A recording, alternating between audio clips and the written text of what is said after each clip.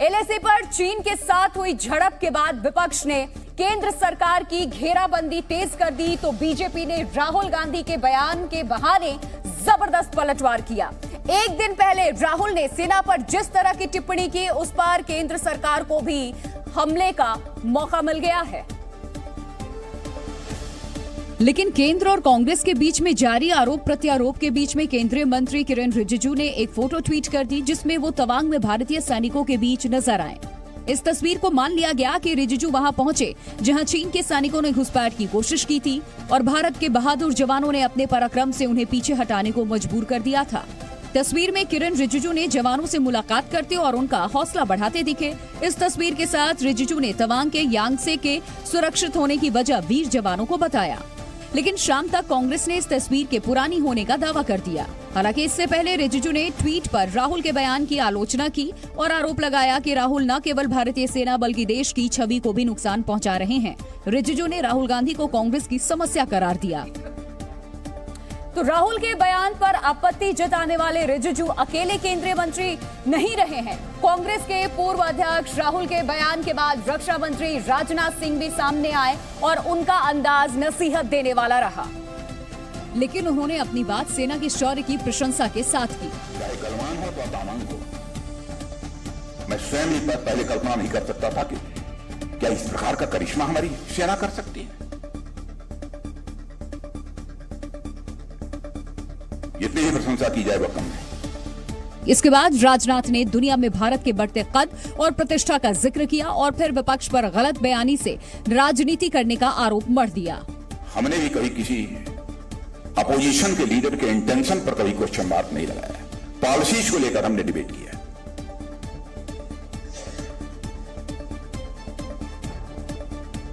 राजनीति सच बोलकर ही की जाती है,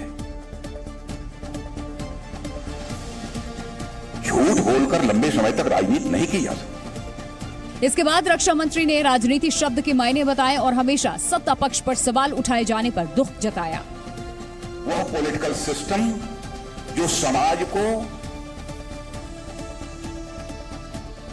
सही रास्ते पर आगे ले जाने का काम करे, उसे ही हम राजनीति कहते हैं। हर समय राजनीति में किसी के इंटेंशन पर संदेह करना क्यों सब? तो असल में राहुल गांधी ने एक दिन पहले तवांग मामले पर जो कुछ कहा, बीजेपी और केंद्र सरकार को वो शब्द चुभ गए। सत्ताधारी पार्टी और सरकार का आरोप है कि राहुल ने सेना के शौर्य पर शक किया और सवाल खड़े किए। यही वजह रही कि बीजेपी के साथ ही सरकार और पार्टी के दूसरे कद्दावरों ने कांग्रेस पर हल्ला बोल दिया। असल में राहुल पर ऐसी प्रतिक्रिया की वजह उनका ये बयान रहा जो उन्होंने एक दिन पहले दिया था। मैं आपसे शर्त लगा लेता हूं कि प्रेस वाले आज सब सवाल पूछेंगे, आगे पीछे दाएं बाएं, यात्रा, सचिन पायलट, अशोक गहलोत, सब पूछेंगे। मगर चाइना के बारे में एक सवाल नहीं पूछा जाएगा। जिन्होंने 2000 स्क्वायर किलोमीटर हिंदुस्तान का उठा लिया, जिन्होंने हिंदुस्तान के 20 जवानों को शहीद किया, जो हमारे जवानों को अरुणाचल प्रदेश में पीट रहे हैं, मैंने कहा हिंदुस्तान की प्रेस मुझसे इनके बारे में एक सवाल नहीं पूछेगी। सच था ब्रदर, देश देख रहा है, ये मत सोचिए कि नहीं देख रहा है।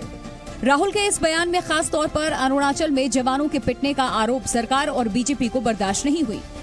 जो हमारे जवानों को अरुणाचल प्रदेश में पीट रहे हैं। तरफ बीजेपी और सरकार दावा करती रही कि भारत की सेना ने घुसपैठ की मकसद से आए चीन के सैनिकों को खदेड़ दिया, उन्हें मार भगाया, और दूसरी तरफ राहुल गांधी का दावा। इस दावे के बाद तो बीजेपी बिफर पड़ी। भारत के जयचंद राहुल गांधी हमारी वीर सेना का मनोबल तोड़ने का काम क्यों कर रहे हैं? राहुल गांधी जी,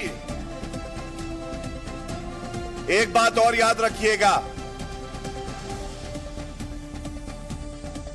ये वो भारत है जिसके पीछे एक वीर सेना है, एक मजबूत सशक्त राजनीतिक नेतृत्व श्री नरेंद्र मोदी जी का है, 135 करोड़ भारतीयों की ताकत है ये 1962 वाला भारत नहीं है। तो बीजेपी की ऐसी प्रतिक्रिया की वजह राहुल गांधी के लगाए आरोप रहे। राहुल गांधी ने अरुणाचल प्रदेश में भारतीय सेना के पिट जाने का तो जिक्र किया ही, साथ ही भारत की जमीन चीन के कब्जे में जाने का भी आरोप लगाया। इसीलिए बीजेपी बेहद आक्रामक अंदाज में राहुल को जवाब देने मैदान में उतर आई। पिछले 8.5 साल में भारत की 1 इंच भूमि, भारत की 1 इंच भूमि किसी ने ना कब्जाई है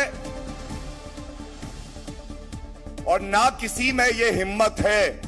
यही नहीं, बीजेपी ने राहुल और कांग्रेस पर देश से गद्दारी करने का आरोप मढ़ दिया। ये तस्वीर है, ये तस्वीर इसलिए दिखा रहा हूं, इस तस्वीर में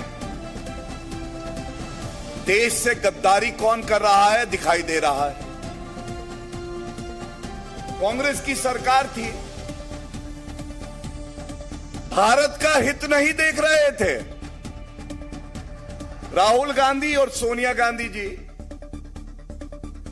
एक पार्टी टू पार्टी समझौता करते हैं। इसके बाद गौरव भाटिया ने इस समझौते को लेकर सवाल खड़े किए। और आज ये एक चिंता का विषय है राष्ट्रीय सुरक्षा की दृष्टि से भी। ये समझौता आपने आज तक सार्वजनिक क्यों नहीं किया है? तो राहुल के बयान पर बीजेपी के तेवर बेहद आक्रामक दिखे। हालांकि राहुल के बयान के बाद कांग्रेस अध्यक्ष मल्लिकार्जुन खड़गे ने भी सरकार से राष्ट्रीय सुरक्षा के मुद्दे पर कुछ सवाल पूछे और ट्वीट कर दावा किया कि चीन डोकलाम में जामफेरी रिज तक निर्माण कार्य कर रहा है, जिससे सिलीगुड़ी कॉरिडोर को खतरा है। खड़गे ने इसे राष्ट्रीय सुरक्षा के लिए चिंता की बात माना और केंद्र सरकार से पूछा कि आखिर देश में चीन पर चर्चा कब होगी। लेकिन कांग्रेस अध्यक्ष से ज्यादा बीजेपी के निशाने पर राहुल गांधी रहे और यूपी के मुख्यमंत्री योगी आदित्यनाथ ने तो एक तीर से दोनों पर निशाना साधा। उन 72 जवानों के शौर्य और पराक्रम का सम्मान करने की बजाय उन्हें कटघरे में खड़ा करना, मुझे लगता है कि यह कोई भी भारतीय स्वीकार नहीं करेगा। और ये पहली बार नहीं हुआ है। इससे पहले डोकलाम में भी जब घुसपैठ हुई थी, उस समय भी भारत के जवानों के शौर्य और पराक्रम का सम्मान करने की बजाय उस समय भी कांग्रेस पार्टी और श्री राहुल गांधी का चरित्र जग जाहिर था। सीएम योगी ने राहुल के बयान को सेना के शौर्य पर सवाल बताकर उनसे माफी मांगने की मांग कर डाली। हम कांग्रेस और राहुल गांधी की इस सोच की निंदा करते हैं और उनसे ये मांग करते हैं कि वह देश की और देश की जनता से, देश के 72 जवानों से माफी मांगे। राहुल और कांग्रेस के आरोपों को बीजेपी ने कितनी गंभीरता से लिया, इसका अंदाजा इससे भी लगाया जा सकता है कि केंद्रीय मंत्रियों, कुछ मुख्यमंत्रियों के अलावा खुद पार्टी अध्यक्ष भी इस सियासी घमासान में उतर पड़े। और पार्टी अध्यक्ष जेपी नड्डा ने राहुल गांधी पर हर संकट के समय चीन और पाकिस्तान से सहानुभूति रखने का आरोप लगाया। राहुल गांधी बार बार चीनी भाषा और पाकिस्तान की भाषा बोलते हैं। हम सब लोगों को यह भी याद रखना चाहिए कि जब भारत की फौज डोकलाम में मुस्तैदी के साथ खड़ी थी, उस समय चुपचाप चीनी दूतावास में राहुल गांधी चीनी अधिकारियों के साथ गुपचुप बातचीत कर रहे थे। नड्डा ने तो राहुल की देशभक्ति पर सवाल खड़े करने के साथ ही उनके बयान को मानसिक दिवालियेपन तक से जोड़ दिया और याद दिलाया कि पहले भी वो देश और सेना पर सवाल उठाते रहे हैं। उन्होंने सर्जिकल स्ट्राइक और पुलवामा पर भी प्रश्न उठाए। यह बताता है कि वो भारत की भाषा नहीं बोलते, वो भाषा बोलते हैं जो पाकिस्तान बोलता है।